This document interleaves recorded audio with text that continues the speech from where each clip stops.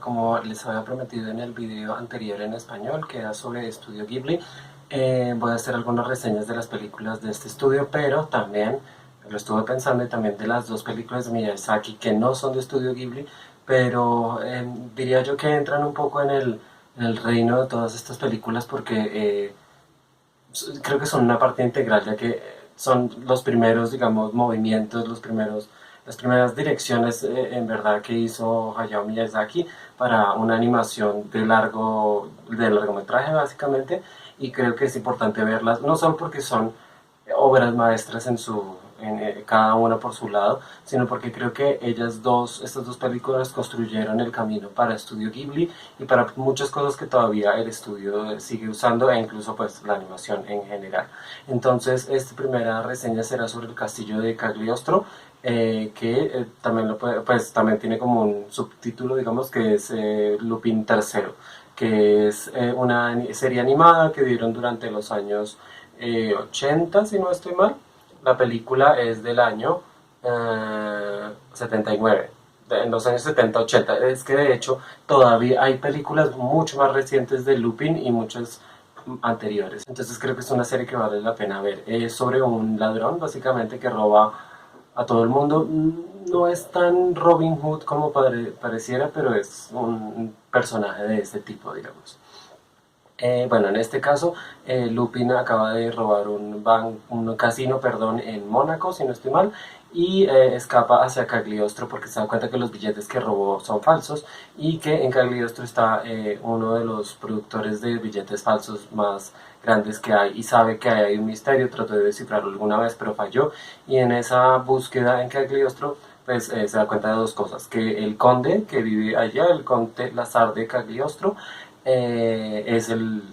que obviamente está produciendo los billetes porque hay algo raro detrás del conde, y que hay una chica que se llama Clarice a la que le están persiguiendo, que se escapa, la persiguen, sí, y después la vuelven a capturar y ahí es donde él la conoce y él quiere salvarla porque es como una mujer en apuros, digamos, la típica princesa en apuros de las películas, o eso pensamos al comienzo. Porque en esta película vemos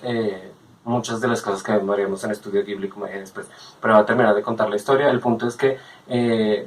Lupin descubre todo esto, hay un inspector de la policía que lo vive buscando, va hasta allá, y bueno, gracias a todos estos embrollos de él tratando de salvar a Clarice y todo, bueno, que sus amigos vienen, Daisuke y Goemon, lo vienen a ayudar y atacan al conde, los encierran, descubren toda la maquinaria con la que hacen los billetes, y pues en televisión en vivo todo el mundo se da cuenta de que el conde es el malvado de la historia, digamos, y después de todo se descubre que Cagliostro no solo tiene esas máquinas como secreto, sino que también tiene unas ruinas hermosas que son su tesoro más preciado, digamos, que siempre estuvo oculto. También hay otro personaje que se llama Fujiko, si no estoy mal, y Fujiko es como una Lupin, pero mujer, se podría decir. Es también una ladrona y es a veces mucho más ágil y mucho más perspicaz que Lupin. De hecho, ahí es cuando empiezan las cosas que después veremos en Estudio Ghibli. Aunque Clarice lo muestra en ciertos momentos tener como iniciativa y tener cierto empuje, a la larga no es tan así, sigue siendo una princesa no es literalmente una princesa, pero en general tiene la actitud de una. En cambio, Fujiko es una mujer de armas tomar, literalmente salva a Clarice en un momento y roba lo que desea de Lupin, y son una pareja que vive muy, digamos, o sea, suena repetitivo, pero van muy parejos. O sea, siempre están muy a la par y siempre,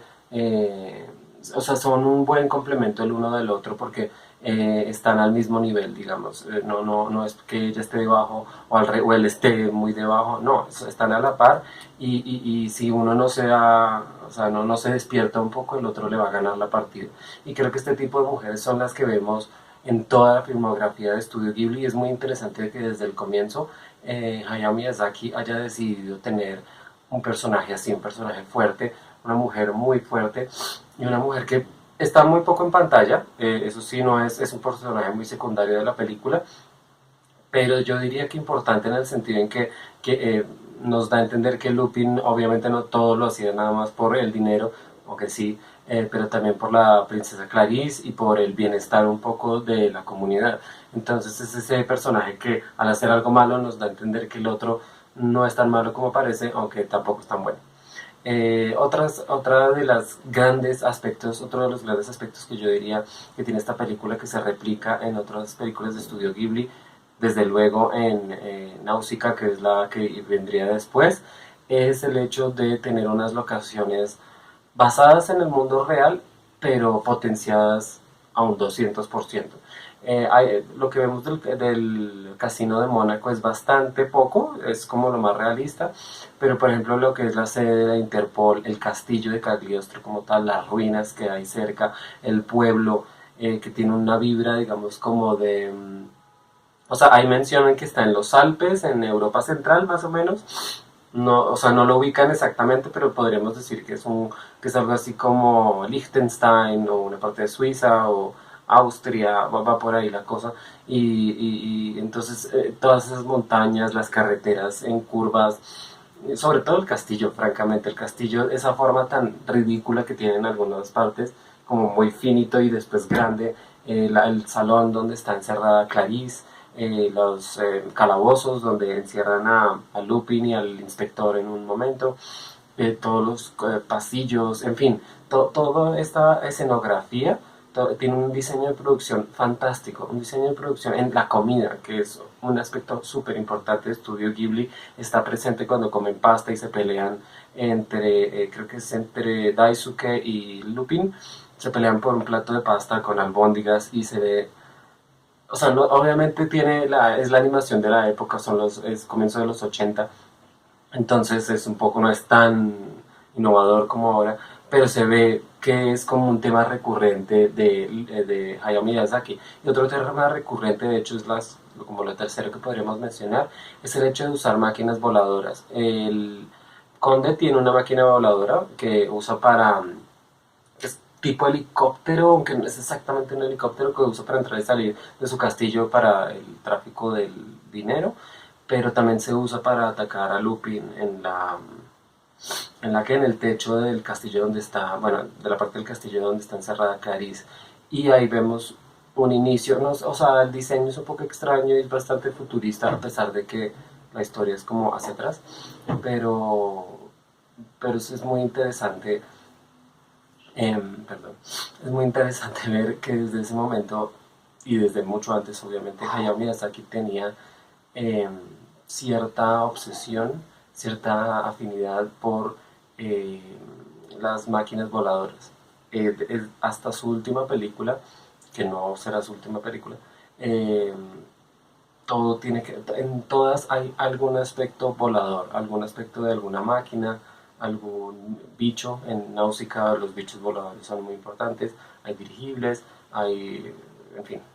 sin fin de maquinaria volante, y eso es un aspecto muy importante que ya vemos en esta película, pero en una manera semi-realista, podríamos decir, porque el helicóptero obviamente tiene un diseño un poco loco, pero sigue siendo tipo helicóptero, no es tan...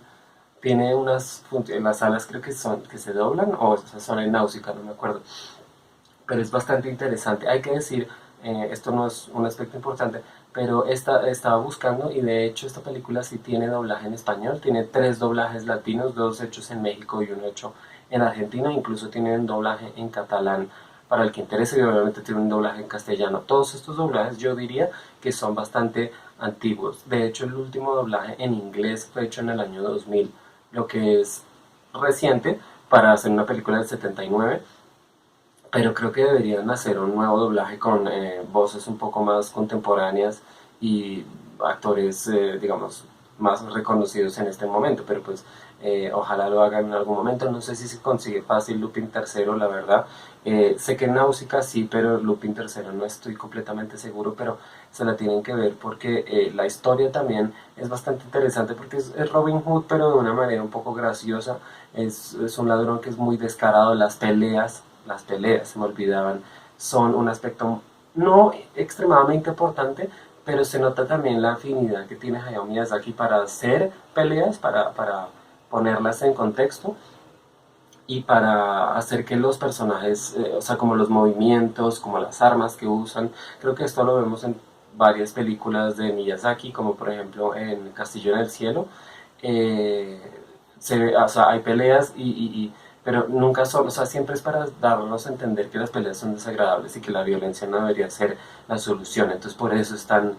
particular. Y esta es la película, una de las películas más violentas que hace Hayao Miyazaki. El resto es exactamente al contrario, es una búsqueda por la paz. Entonces es bastante interesante como en esta no, pues hay pistolas por todos lados, hay robos, obviamente el personaje principal es un ladrón, ataques, hay sangre en cierto punto. Yo lo vería con, o sea, yo le dejaría a los niños ver esta película, no creo que la sangre y los disparos y esto tengan nada de malo, en el sentido de que lo que da a entender es que hay personas que son muy malas y hay personas que están tan cegadas por el poder y por el dinero y por todo esto, que son capaces de hacer cualquier cosa, y creo que eso es algo que hay que enseñar lo más pronto posible, porque es la realidad básicamente. Enseñar un mundo ideal es un poco falso y no estoy muy en